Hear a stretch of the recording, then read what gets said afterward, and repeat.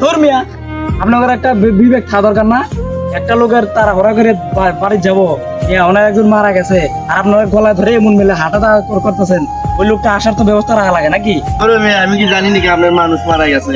আপনার গোয়ার বিষয়ে আপনি মাছি খেটাচ্ছেন, আমি কি জানি আপনার মানুষ মারা গেছে? উল্টো উল্টো দাঁড়িয়ে নিচ্ছেন, আমার কোলে তো আমরা সাইড দিলে মিনি তিনজনে একটা পার্সোনাল কথা করছি, এই জন্য রাস্তাতে যাচ্ছি।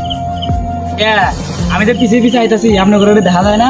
হ্যাঁ, এমন মিলে হাঁটতেছেন যে যদি ভূমিকম্প হয়ে যায় তাও তো আপনারা কিছু করা পাবেন না। হ্যাঁ, আমার দাদি মারা গেছে মিয়া।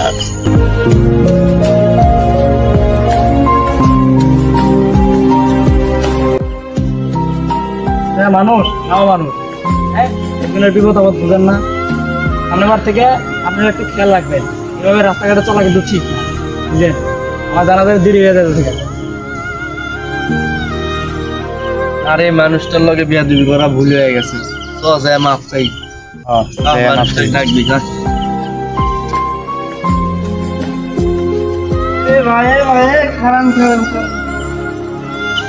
কি হয়েছে ভাই, আবার ডাকেন কে? আমরা তো জানেনি আমার খুব তাড়াহুড়া, পাশে জানাজা আছে, তাড়াতাড়ি যাওয়া লাগবে। ভাই ঠিক আছে, আমরা রাস্তাতে একটু মজা করতে করতে আসছিলাম, আমি তো জানি না যে আপনার এমার্জেন্সি সমস্যা। আচ্ছা ঠিক আছে, মনে কিছু নিয়েন না, মাফ করে দেন, মনে কিছু নিয়েন। আমরা রাস্তাতে মজা করতে করতে আসছিলাম, আমরা কি জানি আপনার এই সমস্যা। আচ্ছা ঠিক আছে, মাফ করে দিন। আচ্ছা ঠিক আছে, সামনেবার সবার লগে ভালোভাবে চলাফেরা করবেন। ঠিক আছে, ভালো থাকবেন ভাই, সাবধানে।